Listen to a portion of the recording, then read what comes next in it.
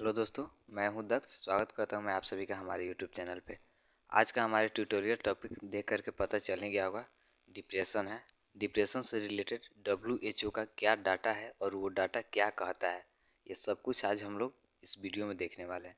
इस वीडियो में आगे बढ़ने से पहले मैं आपसे एक रिक्वेस्ट करना चाहता हूँ कि प्लीज़ चैनल को जितना हो सके सब्सक्राइब कीजिए, वीडियो को लाइक कीजिए। अगर वीडियो अच्छी लगे तो शेयर भी ज़रूर कीजिए।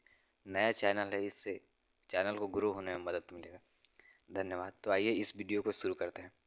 सबसे पहले ये जानते हैं कि डिप्रेशन का मतलब क्या होता है, बॉडी के किस स्टेट को डिप्रेशन बोला जाता है।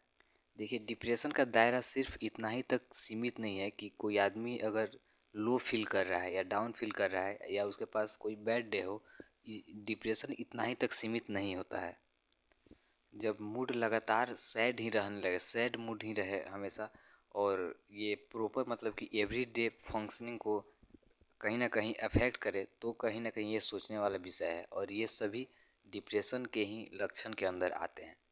इस सभी टॉपिक को पहले जल्दी से देख लिया जाए, उसके बाद डाटा जो WHO का डाटा उस पर बात करेंगे डिटेल्स में।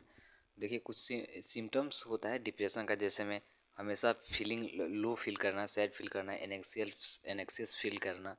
जैसे में कोई भी फन वाला चीज़ हो वो भी करने का मन नहीं करता है।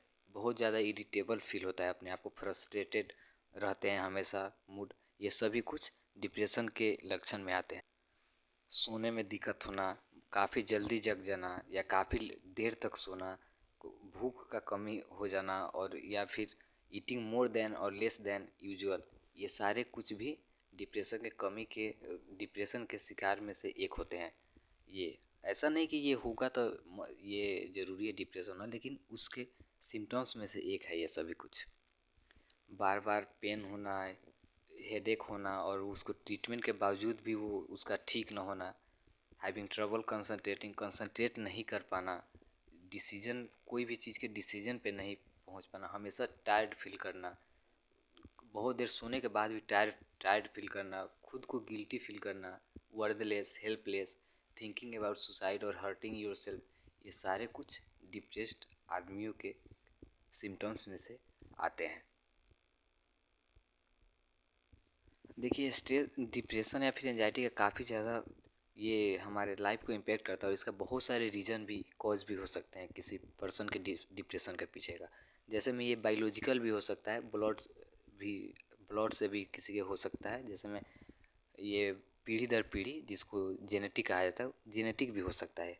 जैसे में कोई पास्ट एक्सपीरियंस है, ट्रोमेटिक कोई एक्सपीरियंस है, उससे भी हो सकता है। फिजिकल और सेक्सुअल एब्यूज के कारण ये सब कुछ, जैसे में या फिर आजकल के दौर में काफ़ी ज़्यादा टॉक्सिक रिलेशनशिप, ये अपने आप में एक ट्रोमेटिक होता है।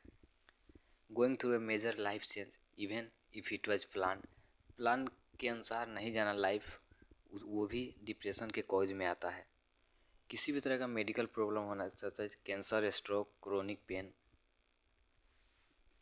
अल्कोहल या फिर ड्रग्स का इस्तेमाल करना है, ये भी कोई पर्सन को डिप्रेशन की तरफ लीड कर सकता है।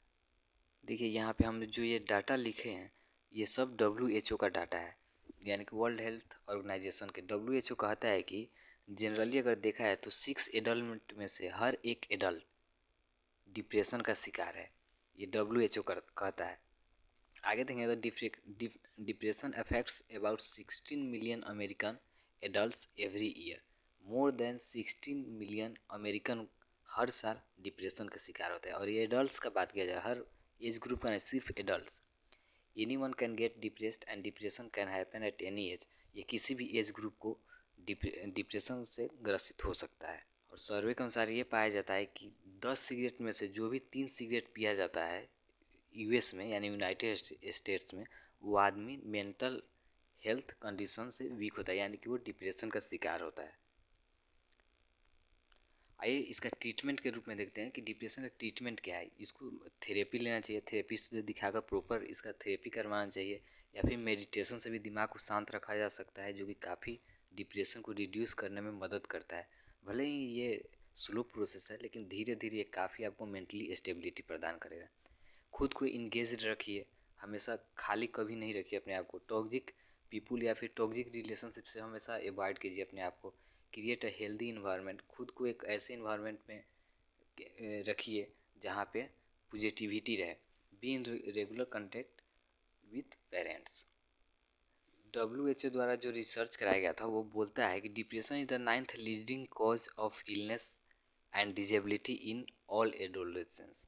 देख लीजिए, इसी से मिलाइए इसका एक्सटेंट कितना बड़ा है कि 9th लीडिंग कॉज है ये डिप्रेशन।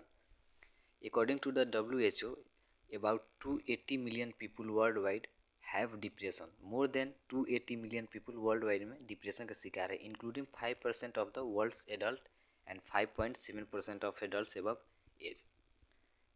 age 60.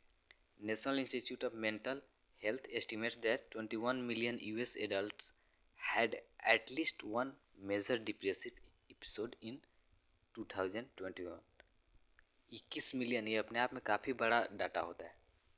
ये सारे जो भी डाटा हम दिखा रहे हैं, जब 63% एडल्ट है, यहाँ 70% टीन्स जो कि depressive cause and distress life disturbance के लिए रिस्पॉन्सिबल होता है, ये सारे WHO का डाटा मैं दिखा रहा हूँ यहाँ पर।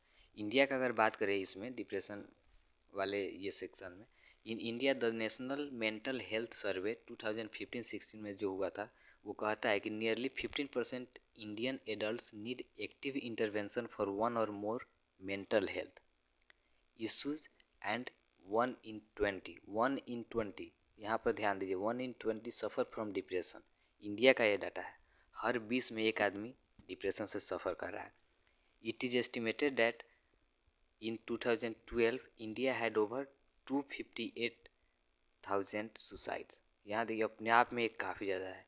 इंडिया का बात सिर्फ कर रहा है, 2,58,000 सुसाइड हुआ था, with the age group of 15 से लेकर 49 years being most affected।